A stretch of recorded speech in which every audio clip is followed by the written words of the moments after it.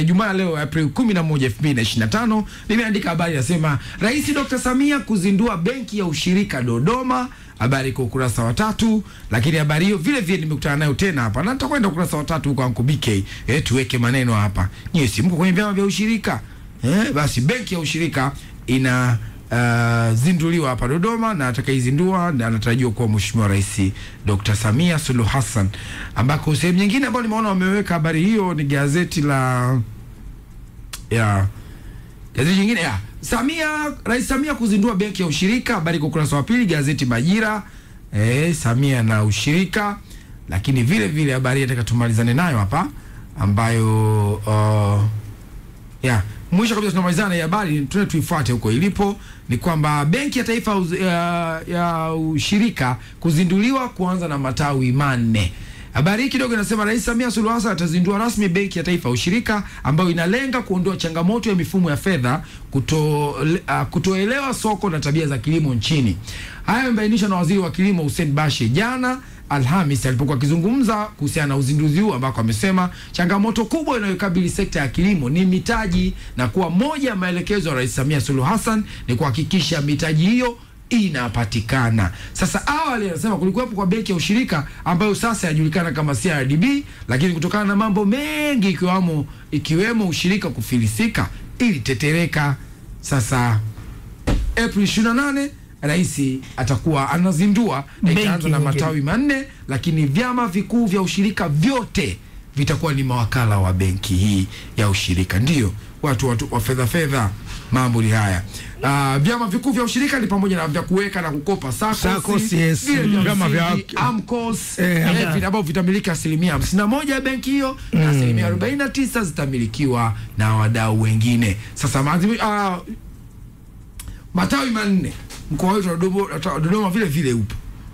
Mtwara, Kilimanjaro, Tabora na Dodoma. Ndio. Jamani, weka maneno hapo. Itazinduliwa ikiwa na mtaji wa kwanza, tunaanza na mtaji wa shilingi 55 bilioni. Nafikiri sema bilioni 55 inakuwa mnaona mengi. Ni 55 bilioni. Hela kidogo tu ndio. Nafikiri kwanza hii itakuja kuleta tija sana kwa ndugu zetu hawa wakulima na hivi vikundi vya AMCOS kama vile unajua kwenye AMCOS kuna vitu vingi. Kuna vikundi mbalimbali vya wajasiriamali. Kwa hiyo inakwenda kuleta tija kwa sababu watu wako tayari, wamejifunza, wanajua, lakini wanatokaje hatua moja kwenda ya pili. Mitaji inakuwa ni changamoto, lakini kuja kwa benki watawezeshwa mikopo na watalipa kwa utaratibu ambao utakuwa ni rafiki, hautowaumiza.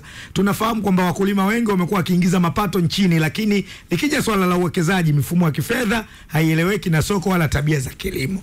Sasa sijui umeelewa. Kwa hiyo kuja kwa hii benki kuna kwenda kutoa fursa kwanza kwa wakulima wenyewe kuweza kuwekeza hela yao pale, lakini pia kupatiwa mikopo isiyo na changamoto. Sababu unaweza kupatiwa mkopo lakini ukaona masharti magumu.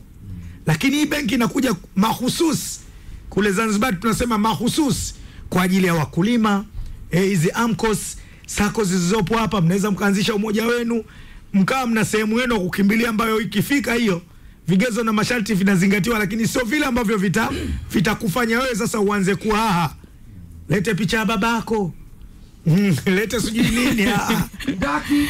Mimi nafikiri ni fursa kubwa kwa wakulima, lakini hii sasa mimi niwageukia wakulima wenyewe ambao ndio wahusika wakubwa wa benki hii.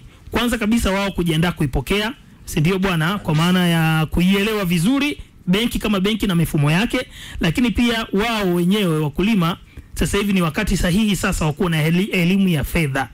Kwa sababu tunaweza tukazungumza kwamba wakulima wanapata changamoto za mitaji na nini, lakini kuna mkulima anavuna sana alafu anatumia chakula chote au anatumia mazao yake yote, anasubiri msimu unaokuja. Msimu unaokuja anakosa mpaka hata fedha ya kununua mbegu. Unanielewa? Kwa hiyo ni wakati sahihi sasa hivi sasa mkulima kama mkulima aisome vizuri ile elimu ya kilimo chake na elimu ya fedha, ili unapoenda kujihusisha na benki hii ikawa yenye tija kwao, igeuke kuwa faida, isije kawakandamiza tena. Na zinaweza zikawa sera za benki ni rafiki kabisa, ni sera nzuri kabisa, lakini sasa mkulima haelewi. Kwa hiyo kama haelewi anaona tu bado anakandamizwa vile vile. SACCOS, AMCOS tumepata mkombozi. Yes, na benki yetu hii na vile tuna asilimia zetu 51 za benki hii. tusikope tu tukapitiliza sana. Ni kweli, na moja ya changamoto ambayo Miguel tusiuwe beki. Moja ambayo ilikuwa kitokea huko nyuma time nyingine, hizi taasisi nyingine za kifedha zinawakopesha, lakini kunakuwa na masharti ambayo ni changamoto. Mimi mkulima nina shamba, lakini naomba nipeleke hati ya nyumba na vitu kama hivyo. Kwa hii hapa itawasaidia. Na kuna wakati mwingine ni mkulima hana hilo shamba wala hana nyumba, lakini ana ndoto za kuwa mkulima mkubwa, anataka kuanza. Yani BK iko hivi. 51 Daki anakuja trend hapo iko hivi. Shikilia hapo. Sawa.